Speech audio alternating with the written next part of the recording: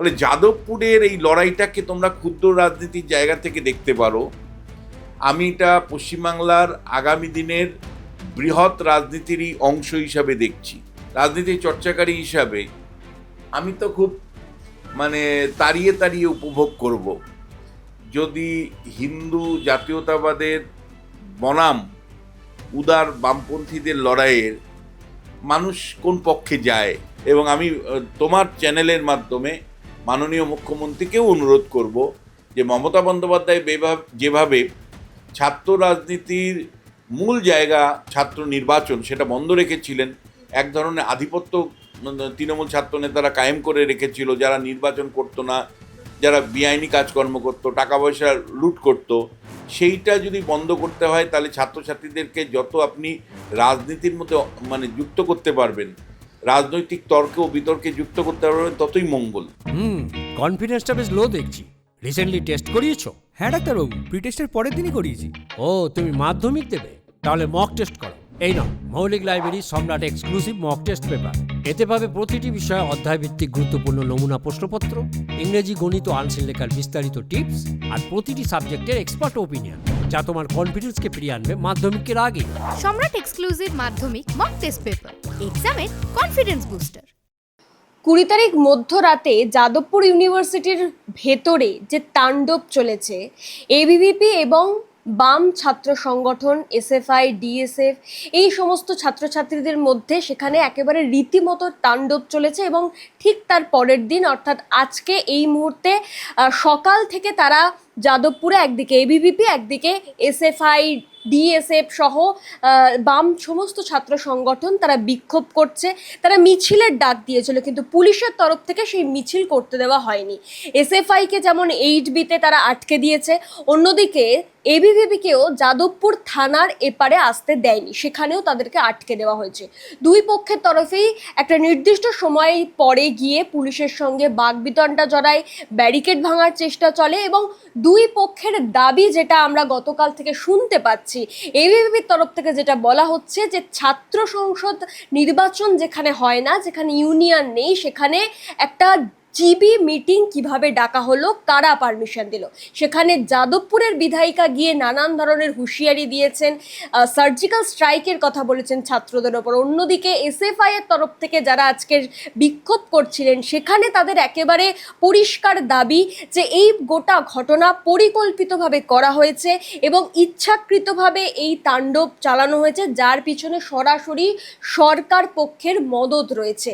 এবং এই গোটা ঘটনাকে ঘিরে তারা বিধায়িকা অর্থাৎ যাদবপুর বিধানসভা কেন্দ্রের বিধায়িকা যে সমস্ত বক্তব্য রেখেছেন, তাতে তারা তার শাস্তি চাইছেন। এবং শুধু তাই নয়, এই যে ছাত্র সংসদ নির্বাচন দীর্ঘদিন ধরে বন্ধ রয়েছে, সে বিষয়ে কেন কোনো ঘোষণা হয় না, ছাত্র সংসদ নির্বাচন যাতে অতি দ্রুত করা হয়, সে বিষয়েও তারা দাবি রাখছেন। এবং এই গোটা ঘটনাটা এই মুহূর্তে আমার সঙ্গে রয়েছেন রাজনৈতিক বিশ্লেষক বিশ্বনাথ চক্রবর্তী। স্যার, কিভাবে দেখছেন গোটা বিষয়টাকে জানবো।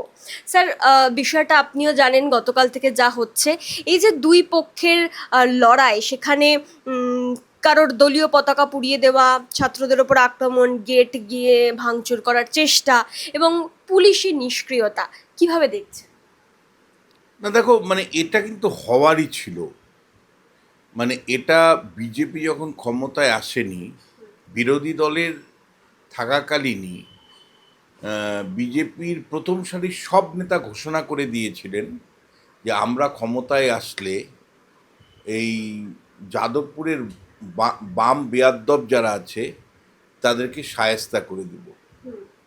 এবং আমরা জেএনইউকে ঠান্ডা করে দিয়েছি, যাদবপুরকে ঠান্ডা করে দেব।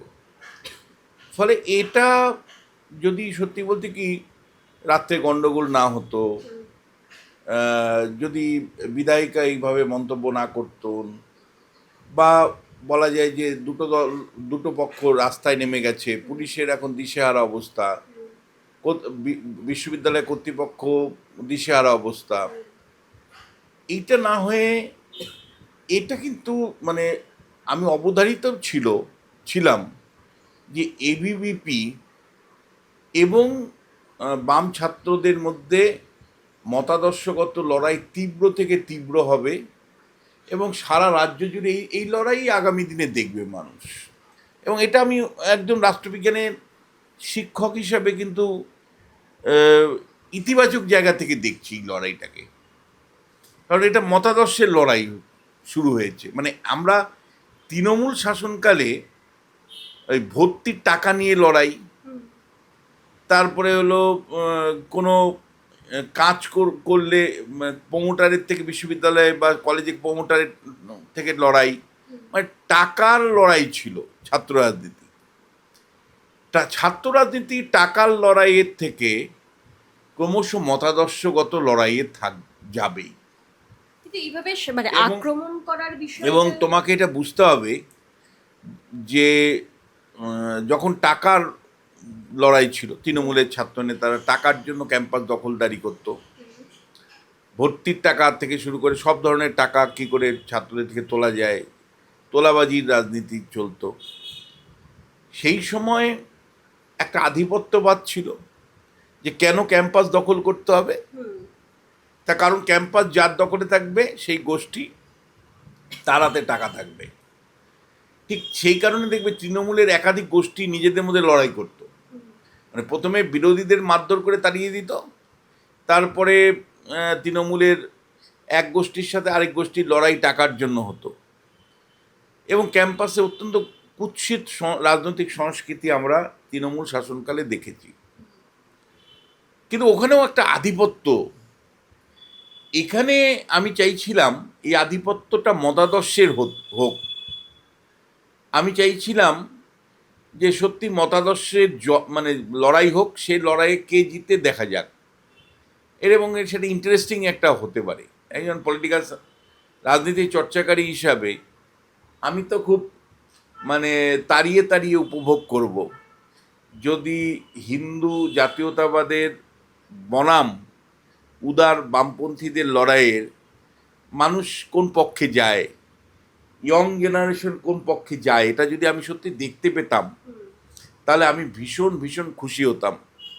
যে একদিকে হিন্দু জাতীয়তাবাদীদের লড়াই আর আরেক দিকে উদার বামপন্থীদের লড়াই, লেফট লিবারাল যেটাকে বলছি, এই লড়াইটা যদি সুস্থভাবে হয়, রক্তপাতহীনভাবে হয়, ক্যাম্পাসের দখলদারি শারীরিকভাবে না করে যদি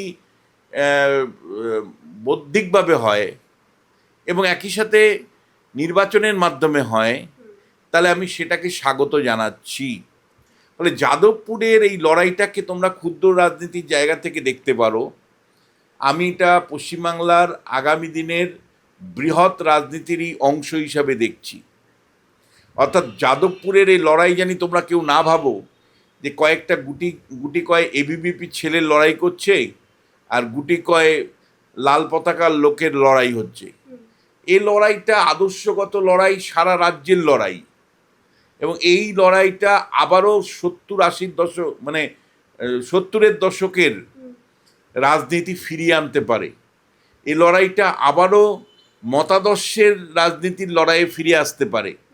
ফলে এই লড়াইটাকে এই প্রথম আমি কোনো ছাত্র লড়াই বা ছাত্র আন্দোলনটাকে আবারও বলবো, যারা হিংসা করছে তাদেরকে বাদ দাও, কিন্তু যারা প্রশ্ন তুলছেন হিন্দু ন্যাশনালিস্টদের জায়গা থেকে বা যারা প্রশ্ন তুলছেন উদার বামপন্থীদের জায়গা থেকে, তাদের দুজনকে লড়াইকে আমি স্বাগত জানাচ্ছি একজন অধ্যাপক হিসেবে। আমি বলছি স্যার, এই বিজেপি বিধায়িকা যাদবপুরের শর্বরী মুখার্জি, তার এই যে ছাত্রদের ওপর সার্জিক্যাল স্ট্রাইক করা হবে বা এই যে তিনি হুঁশিয়ারি দিয়েছিলেন গতকাল ওখানে রাত্রেবেলা গিয়ে যে সারা রাত তাণ্ডব চলবে, এটা তো এই মন্তব্যগুলো কিভাবে জাস্টিফাই?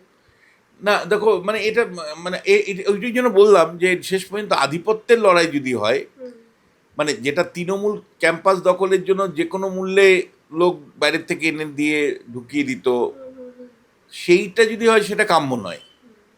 কিন্তু এটা যদি মানে আবার এটাও আমি বলবো যে বামপন্থীদেরও ভাবতে হবে যে সব রাজনৈতিক দলের মতাদর্শকে ক্যাম্পাসে মানে যাতে প্রচারের সুযোগ পায়, সেই সুযোগটাও কিন্তু বামপন্থীদের করে দিতে হবে। তারপরে ছাত্ররা কার পক্ষে সেটা দেখা উচিত। সেই কারণে আমি রাজ্য সরকারের কাছে অনুরোধ করব, শিক্ষামন্ত্রীর কাছে অনুরোধ করব যে বিশ্ববিদ্যালয়ের যিনি শিক্ষামন্ত্রী, কলেজ বিশ্ববিদ্যালয়ে তিনি পতিত সাংবাদিক জগন্নাথ চট্টোপাধ্যায় আনন্দবাজারে দীর্ঘদিন কাজ করেছেন এবং খুব বড় নামকরা সাংবাদিক ছিলেন। আমি জগন্নাথ চট্টোপাধ্যায়কে অনুরোধ করব, আপনি তো যখন ছাত্র রাজনীতি করেছেন বা আপনি যখন আনন্দবাজারের সাংবাদিক ছিলেন, তখন আপনি দেখেছেন যে ছাত্ররা তাদের প্রতিনিধিদের নির্বাচন করে। ছাত্র রাজনীতি থাকাটা খুব জরুরি, কারণ একমাত্র ছাত্র রাজনীতির মধ্য দিয়েই আগামী দিনে রাজ্যের নেতা তৈরি হবে, দেশের নেতা তৈরি হবে। ছাত্রছাত্রীদেরকে অবাধে যাতে রাজনীতি তারা করতে পারে সেই সুযোগ তৈরি করে দিতে হবে। এবং সেই জন্য মমতা বন্দ্যোপাধ্যায় ভয় পেয়ে 15 বছর ছাত্র নির্বাচন বন্ধ করে রেখেছিলেন। মমতা বন্দ্যোপাধ্যায় কার্যত ছাত্র নির্বাচন বন্ধ করে রেখে তিনি তার সাকরেদদেরকে ক্যাম্পাস দখল করতে সাহায্য করেছিলেন। এবং সেই সাকরেদরা হলো, তোমাদের মনে থাকতে পারে যে দক্ষিণ কলকাতায় এক বিখ্যাত কলেজ মনোজিৎ মিশ্রর মডেল সারা পশ্চিমবাংলা জুড়ে চালু করে দিয়েছিল।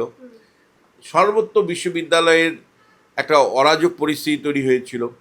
ফলে এই অরাজক পরিস্থিতি একেবারেই কাম্য নয়। আমি চাইব যে মতাদর্শগত লড়াইয়ের মধ্য দিয়ে ছাত্র সংসদ গঠন হোক। সেই কারণে রাজ্য সরকারের কাছে আমার আবেদন, তারা যাতে দ্রুততার সাথে, মমতা বন্দ্যোপাধ্যায় সংসদ নির্বাচন করেনি তাই আমরাও করব না, এই ভাবনা না রেখে ছাত্র সংসদের নির্বাচন হোক, অবাধে হোক।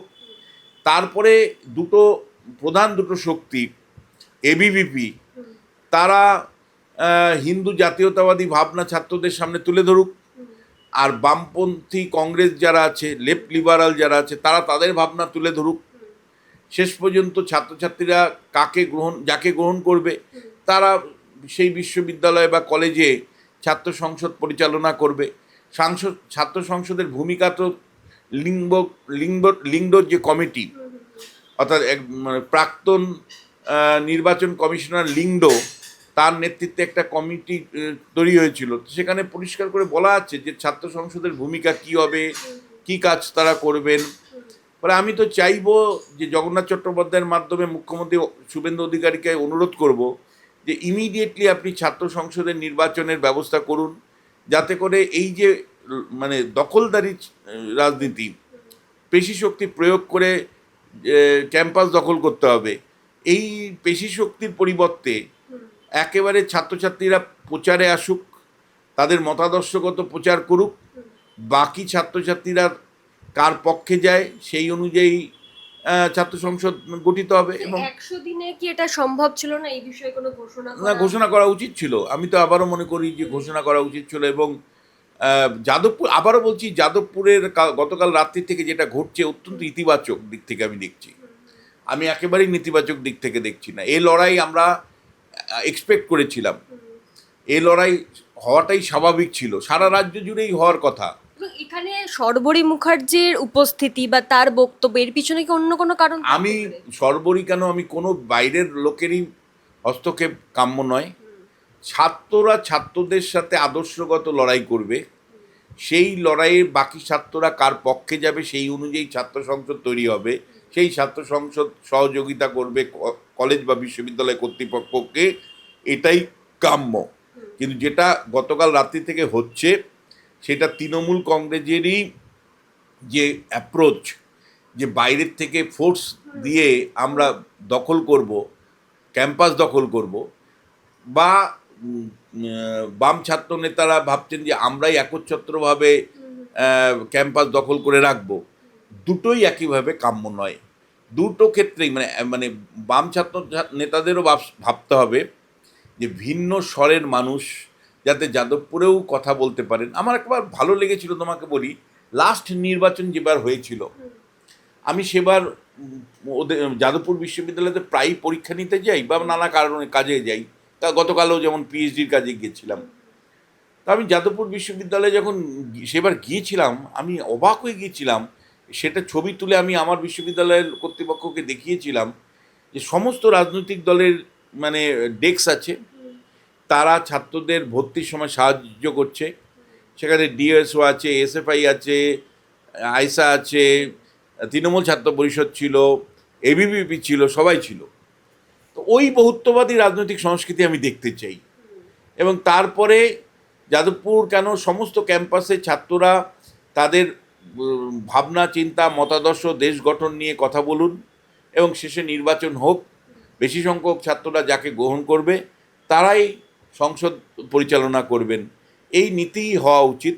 এবং আমি তোমার চ্যানেলের মাধ্যমে মাননীয় মুখ্যমন্ত্রীকেও অনুরোধ করব যে মমতা বন্দ্যোপাধ্যায় যেভাবে ছাত্র রাজনীতির মূল জায়গা ছাত্র নির্বাচন সেটা বন্ধ রেখেছিলেন, এক ধরনের আধিপত্য তৃণমূল ছাত্র নেতারা কায়েম করে রেখেছিল, যারা নির্বাচন করতো না, যারা বেআইনি কাজকর্ম করতো, টাকা পয়সা লুট করতো, সেইটা যদি বন্ধ করতে হয় তাহলে ছাত্রছাত্রীদেরকে যত আপনি রাজনীতির মধ্যে মানে যুক্ত করতে পারবেন, রাজনৈতিক তর্কে ও বিতর্কে যুক্ত করতে পারবেন, ততই মঙ্গল, ততই দেশ গঠনের প্রশ্নে কিন্তু গুরুত্বপূর্ণ।